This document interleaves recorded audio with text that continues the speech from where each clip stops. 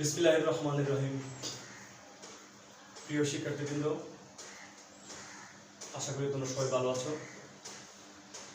তো বিপর্যস্ত এই সময়ে শিক্ষার্থীদের পাশে থাকার জন্য আমাদের শাহবাজপুর বহুমুখী হাই স্কুল কর্তৃক চালিত অনলাইন ক্লাসের ধারাবাহিকতা আজকে তোমাদের সামনে আমি উপস্থিত হয়েছি। আমি আজকে দশম শ্রেণীর একটা ক্লাস নেব রসায়ন বিজ্ঞানের উপর, অধ্যায় 11 খনিজ সম্পদ এবং জীবাশ্ম। আশা করি ক্লাসটা তোমরা মনোযোগ করে দেখলে উপকৃত হলো। আর ক্লাসগুলো অবশ্যই দেখার জন্য সকলকে আমরা নির্দেশ করলাম এবং অভিভাবকদের প্রতি অনুরোধ রইল বাচ্চাদেরকে নির্দিষ্ট সময় ক্লাসগুলো দেখার একটা সুযোগ দেবেন। তো এই অধ্যায়ে মূলত তোমাকে জানতে হবে প্রথম জীবাশ্ম জ্বালানিটা কি, আমরা এটা নিয়ে আলোচনা করব। তো আমরা জানি কোনো কোনো দেশে তেলের খনি পাওয়া যাচ্ছে, কোনো কোনো দেশে গ্যাসের, আবার কোনো দেশে পাওয়া যাচ্ছে স্বর্ণ, হীরা। এগুলো মূলত আসলে কি? আজকে আমরা যে জায়গায় নায়াগ্রা জলপ্রপাত দেখি, আজ থেকে বহু বছর পূর্বে সেখানে কোনো জলপ্রপাত ছিল না, সেটা সমুদ্র ভূমি ছিল। প্রকৃতি তার গতিপথ পরিবর্তন হয়ে সেখানে একটা দীর্ঘ ঝর্ণার সৃষ্টি হয়েছে। তো প্রাকৃতিক বিপর্যয়, ভূমিকম্প, বিভিন্ন কারণে যখন কোনো জায়গায় এই ভূমিধস ঘটে, অর্থাৎ কোনো জায়গায় মাটি যখন অনেক নিচে গভীরে চলে যায়, দীর্ঘদিন চাপা থাকার ফলে যে প্রাণীগুলো থাকে এখানে, পশু পাখি, মানুষ, গাছপালা, সবগুলো মাটির নিচে যখন বহুদিন চাপা থাকে, তখন ওইখানে বিভিন্ন ধরনের খনিজ সম্পদ পাওয়া যায়, আর ওইগুলোকে আমরা জীবাশ্ম জ্বালানি বলবো। তাহলে কি হইল যে প্রাকৃতিক দুর্যোগ, ভূমিকম্প, অন্য কোনো কারণে কোনো জায়গায় যদি বহু বছর, হাজার হাজার, মিলিয়ন বছর যদি মাটির চাপা পড়ে, ওইখানে যে জ্বালানি পাওয়া যায় তাকে আমরা বলবো জীবাশ্ম জ্বালানি। মূলত আজকে আমি তোমাদের এই অধ্যায়ে হাইড্রোকার্বনটা নিয়ে আলোচনা করব। প্রথমত দেখবো হাইড্রোকার্বন কি। হাইড্রোকার্বন বুঝতে পারছো, হাইড্রোজেন থাকবে আর কার্বন থাকবে। মূলত হাইড্রোকার্বন হচ্ছে কার্বন এবং হাইড্রোজেনের সমন্বয়ে গঠিত যৌগগুলোকে বলা হয় হাইড্রোকার্বন। আমি সংক্ষেপে লিখে ফেলি, কার্বন এবং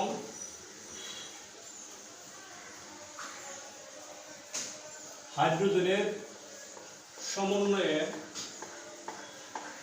গঠিত যৌগকে বলা হয় হাইড্রোকার্বন। গঠিত যৌগকে বলা হয় হাইড্রোকার্বন। এখানে একটা জিনিস লক্ষণীয়, হাইড্রোকার্বন আর জৈব যৌগ এক না। হাইড্রোকার্বন এক জিনিস, জৈব যৌগ আরেক জিনিস। জৈব যৌগটা কি এটা ফাঁকিতে লিখে দিই।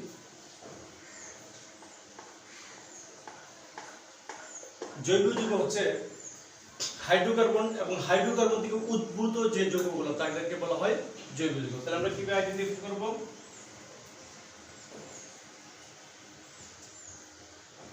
হাইড্রোকার্বন এবং এর জাতক যৌগসমূহকে,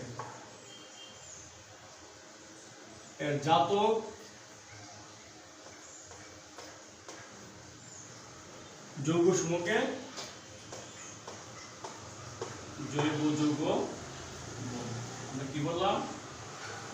হাইড্রোকার্বন এবং হাইড্রোকার্বন থেকে সৃষ্ট, অর্থাৎ জাতটা হতে হবে মূল হাইড্রোকার্বনের বংশধর। এই হাইড্রোকার্বন এবং হাইড্রোকার্বনের বংশধরকে জাতক যৌগসমূহকে আমরা বলবো জৈব যৌগ। তাহলে হাইড্রোকার্বনটাকে প্রধানত দুইটা ভাগে ভাগ করা গেছে। হাইড্রোকার্বনকে প্রথম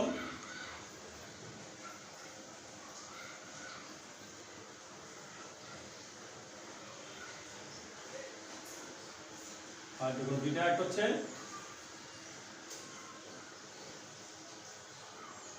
এলিফ্যাটিক হাইড্রোকার্বন, আর হচ্ছে অ্যারোমেটিক হাইড্রোকার্বন।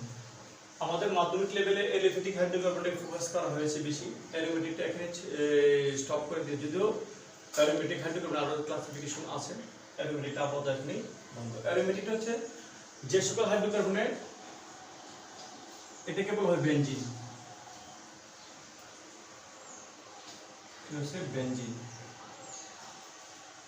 যে সকল হাইড্রোকার্বনের এক বা একাধিক বেনজিন চক্র থাকবে তাদেরকে আমরা বলবো অ্যারোমেটিক হাইড্রোকার্বন।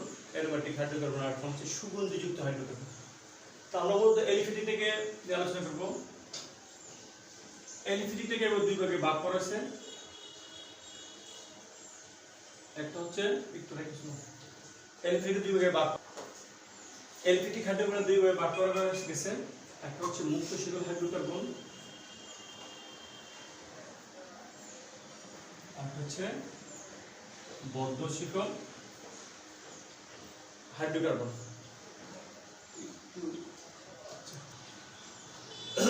এলিফিটি দুই ভাগে ভাগ করা গেছে, একটা মুক্ত শীতল, একটা হচ্ছে বদ্ধ শীতল। এই মুক্ত শীতলটাকে আবার দুই ভাগে ভাগ করা গেছে, একটা হচ্ছে সম্পৃক্ত,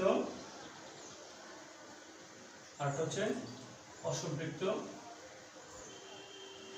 হাইড্রোকার্বন। আমরা শুধু আজকে মুক্ত শীতল কাকে বলে, বদ্ধ শীতল কাকে বলে, সম্পৃক্ত কাকে বলে, অসম্পৃক্ত হাইড্রোকার্বন কাকে বলে, এতটুকু রেখে দিই। এখন আমি তোমাদেরকে আইডেন্টিফিকেশন দিতে দিই। প্রথম হচ্ছে মুক্ত শীতল হাইড্রোকার্বন কাকে বলে।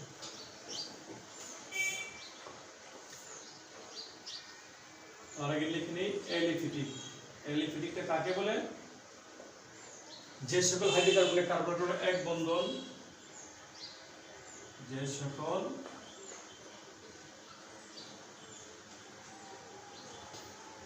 হাইড্রোকার্বনে কার্বন কার্বন একক দ্বিবন্ধন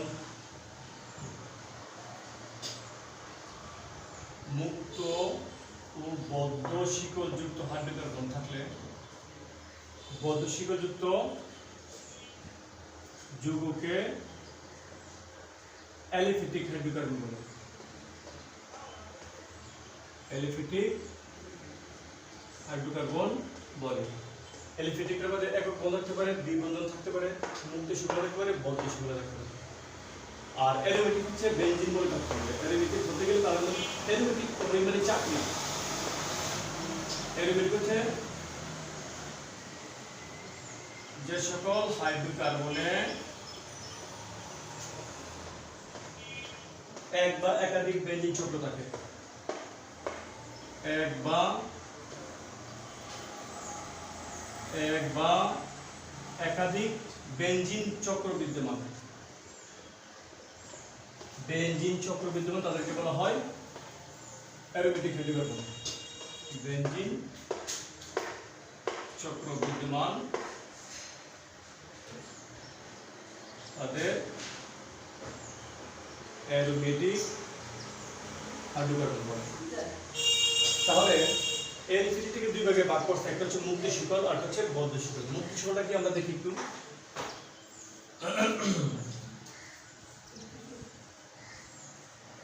মুক্ত শিকল কোথা থেকে বুঝবো? চেইনে ওপেন থাকবে।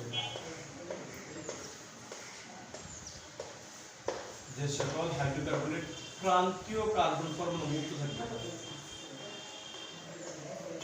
যে সকল হাইড্রোকার্বনের প্রান্তীয় মানে দুই দিকে প্রান্তীয় কার্বন মুক্ত থাকবে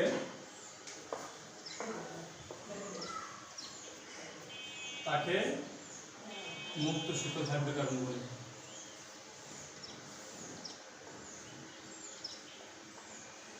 হাইড্রোকার্বন বলে কোনগুলা? যেমন এটা একটা মুক্ত শীতল, দুই পাশে বলতে এই দুইটাকে বলছে প্রান্তীয় কার্বন।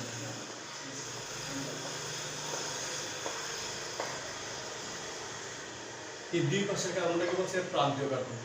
মুক্ত শীতলের ক্ষেত্রে এরকম একাধিক কার্বন থাকতে পারে, কিন্তু দুই প্রান্তে দুইটা কার্বন পরস্পর মুক্ত থাকতে হবে, অর্থাৎ এটা চক্র হয়ে পরস্পরে জড়িত হতে পারবে না, তাকে আমরা বলবো মুক্ত শীতল হাইড্রোকার্বন। আর হচ্ছে বদ্ধ শীতল হাইড্রোকার্বন। দেখো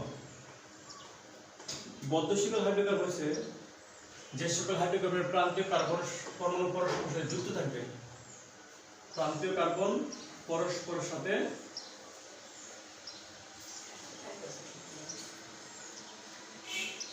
যুক্ত, তাকে বলা হয় বদ্ধ শীতল হাইড্রোকার্বন।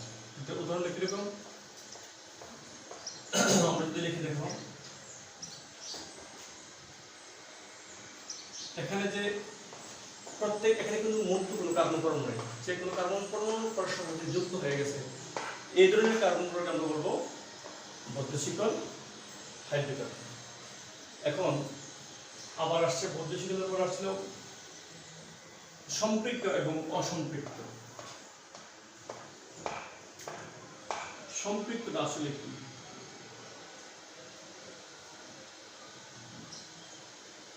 সম্পৃক্ত হাইড্রোকার্বন,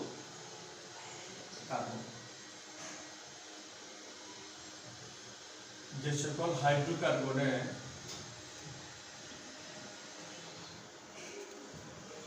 অবশ্যই হাইড্রোকার্বন হবে, আমাদের আলোচনাটা মূলত হাইড্রোকার্বনে, অন্য কোনোটা হবে না। যে সকল হাইড্রোকার্বনে কার্বন কার্বন একক বন্ধন থাকবে, কার্বন আর কার্বনে একক বন্ধন বিদ্যমান, তাদেরকে বলা হয় সম্পৃক্ত হাইড্রোকার্বন। তাদের সম্পৃক্ত হাইড্রোকার্বন বলে। এটা কোনগুলো আবার দেখো, এক্ষেত্রে তোমাকে সম্পৃক্ত হাইড্রোকার্বনের কার্বন সংখ্যাটা মনে রাখলে হয়ে গেল। মূলত যেহেতু এটা হাইড্রোকার্বনের যুগ, এরকম মাস থাকতে হবে। এখানে কার্বনের সমযোজী যুগ হবে, সম্পৃক্ত হাইড্রোকার্বন হচ্ছে সমযোজী যুগ, কার্বন কার্বন একক বন্ধন সমযোজী হবে। আর বাকিগুলো তুমি হাইড্রোজেন দাও, ক্লোরিন দাও, এটসেট্রা, যে কোনো যুগ দাও, তাতে কোনো সমস্যা নাই। কিন্তু কার্বনে কার্বনে তোমাকে এক বন্ধন থাকতে হবে। যদি কার্বন কার্বন এক বন্ধন থাকে, তাকে আমরা বলবো সম্পৃক্ত হাইড্রোকার্বন।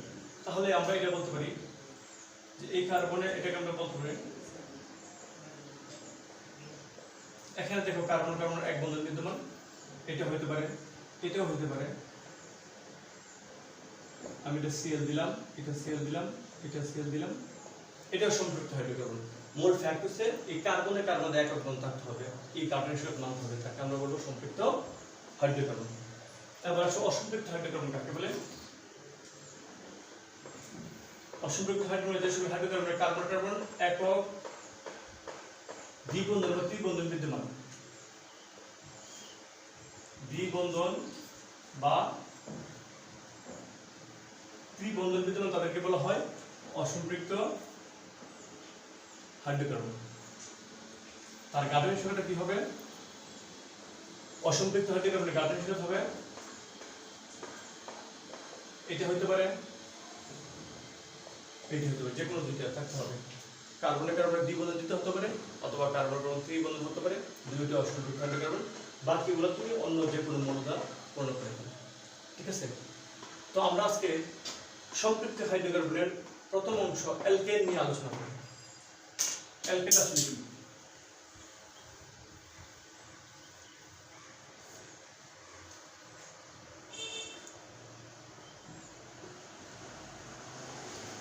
অ্যালকেনের সাধারণ সংকেত হচ্ছে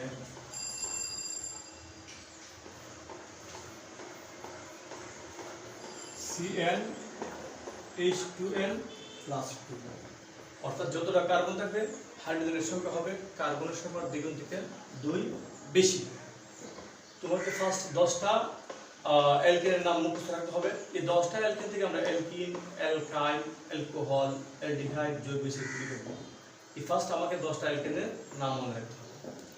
যদি n = 1 হয়, তাহলে সংখ্যাটা কি হতেছে? C1H21+2, that means CH4। এটার নাম হয়ে গেল কি? মিথেন। এবং আরেকটা জিনিস মনে রাখা প্রয়োজন, অ্যালকেনের প্রাথমিক সদস্য নামও মিথেন। n = 1 হলে এটার নাম হয়ে গেল মিথেন, সংকেত হয়ে গেল CH4। আমরা সংখ্যাটা কোথায় পুট করছি? CnH2n+2 তে পুট করছি। আমি যদি n = 2 দেখাই, তাহলে কি হবে? C2H2 × 2 + 2, that means C2H6। এটার নাম হয়ে গেল ইথেন। একটা মজার বিষয় খেয়াল করে দেখবা, প্রত্যেকটা নামে শেষে n আছে। Methane, ethane, propane. কার্বন 1 হলে মিথেন, কার্বন 2 হলে ইথেন, কার্বন 3 হলে প্রোপেন। এটা তোমাকে মাস্ট মুখস্থ করতে হবে, মেমোরাইজ করতে হবে, এছাড়া কোনো উপায় নাই। C3H8, তিনটা হয়ে গেলে নাম হয়ে গেল প্রোপেন। যদি n সমান 4 হয়ে যায় C4H2 × 4 + F2 C4H10, তখন নাম হয়ে যাবে বিউটেন। n তো আছেই মাস্ট, n সমান 5 হলে হয়ে যাবে C5 2 × 5 + F2 C5H12, এটার নাম হয়ে যাবে প্যান্টেন। n সমান যদি 6 হয়, আমি আর লিখলাম না। একইভাবে n সমান 6 হলে হবে C6H14, এটার নাম হয়ে যাবে হেক্সেন। n সমান 7 হলে হয়ে যাবে C7H16 হেপটেন। এটা অবশ্যই মুখস্থ করতে হবে, কোনো উপায় নাই। n হলে হয়ে যাবে C8H18 অকটেন।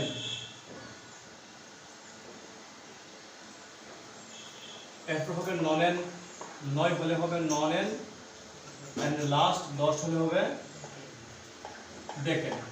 এই কাজটা তোমাকে অবশ্যই মনে রাখতে হবে, এটা ছাড়া এখানে প্রবেশ করা যাবে না।